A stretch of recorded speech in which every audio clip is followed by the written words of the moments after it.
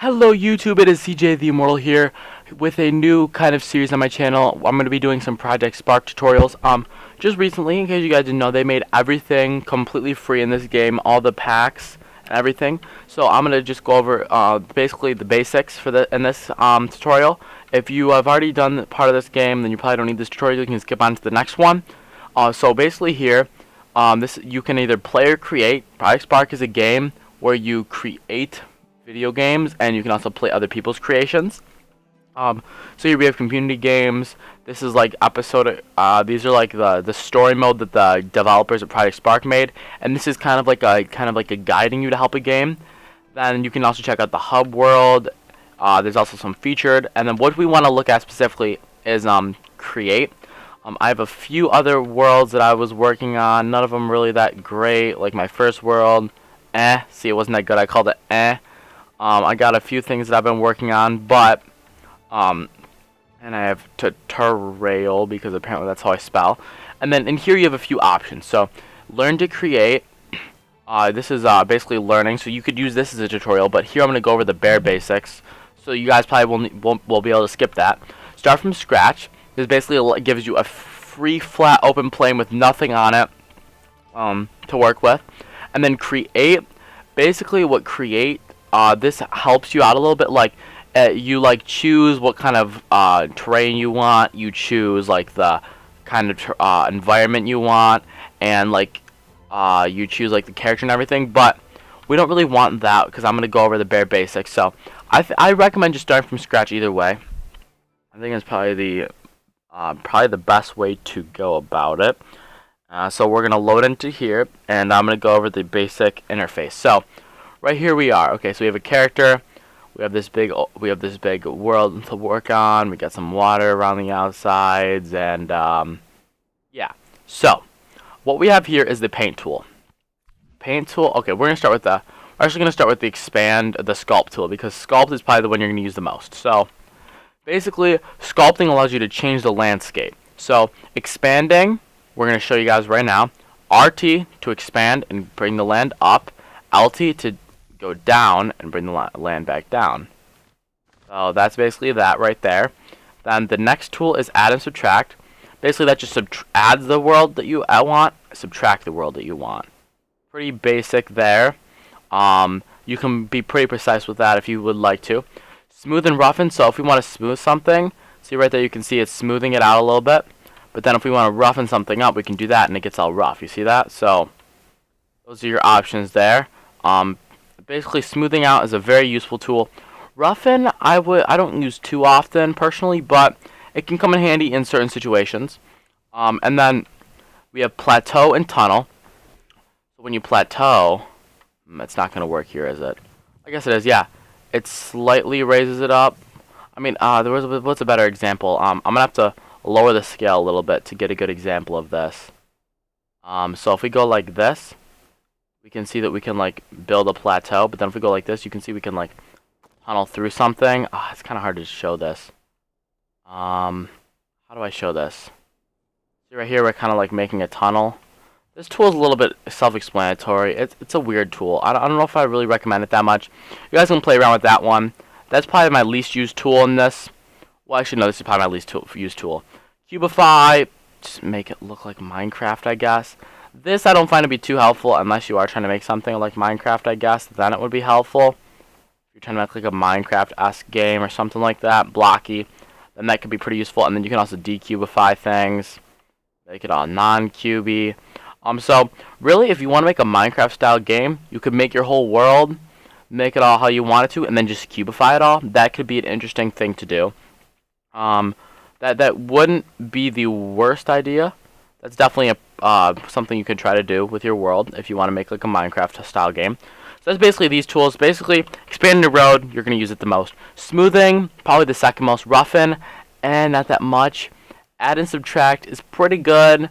Plateauing and tunneling, kind of weird. It can be useful sometimes. And really, you're only going to use cubify and decubify if you are trying to make like a Minecraft style game or something like that. So now we're going to go over the paint tool. So the paint tool, you can see here, we have all these things down here in the hotbar, and what we can do is we can press up, and you can see all the different things. These didn't used to all be unlocked, but now they are because all the DLC is free. So you can see all these different things you have to choose from. So let's say we want, instead of empty world, we want like, let's say something like fancy brick, right? It goes down there.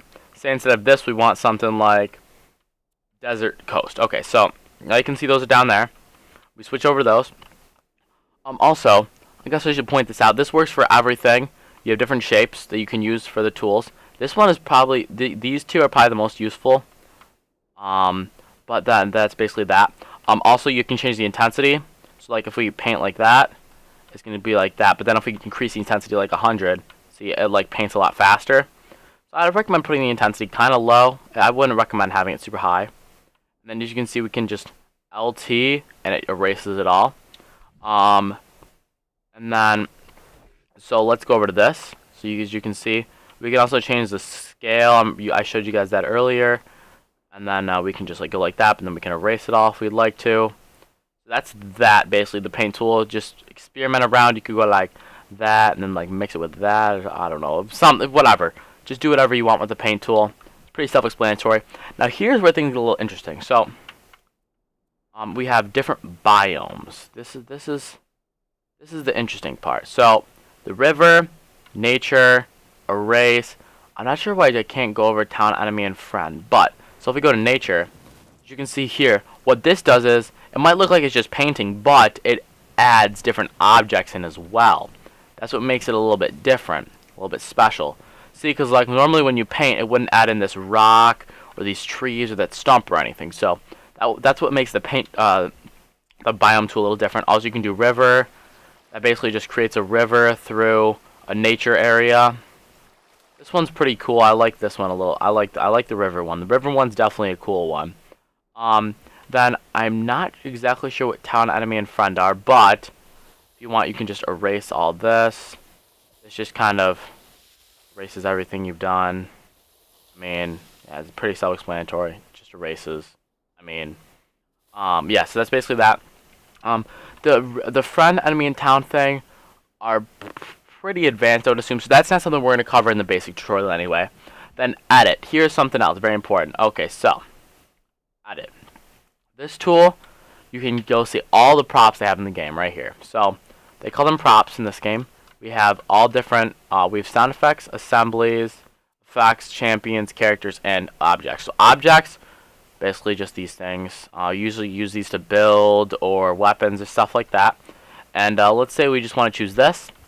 We see we have a wall. We can go to the scale it down a little bit. It can be like that, and press RT to place. And I would just press X to delete that one, and there you go. Now you have one right here. Press RT to pick it back up. Move it around. Y to go up, X to go down. LT to lock to the ground. That's a really useful tool in this game engine. I really like that one a lot. Wish they had it more often. That's basically that. And then you can do that with any of these things, whatever, blah, blah, blah. Then we have characters. These are basically just pre-built characters. Enemies, you can use these enemies or NPCs. We have like dragons. We have all these different goblins. Now we can there's more in-depth versions of these in the assemblies area, but these are just some basic characters you can put in. You can customize these. So let's say, for example, we want something like this Codian Scout. Why not? We can place that guy in. And we can go over here. Not over there. We want to go to edit. Not multi-edit. Multi-edit is pretty complicated. We're not going to go over that right now.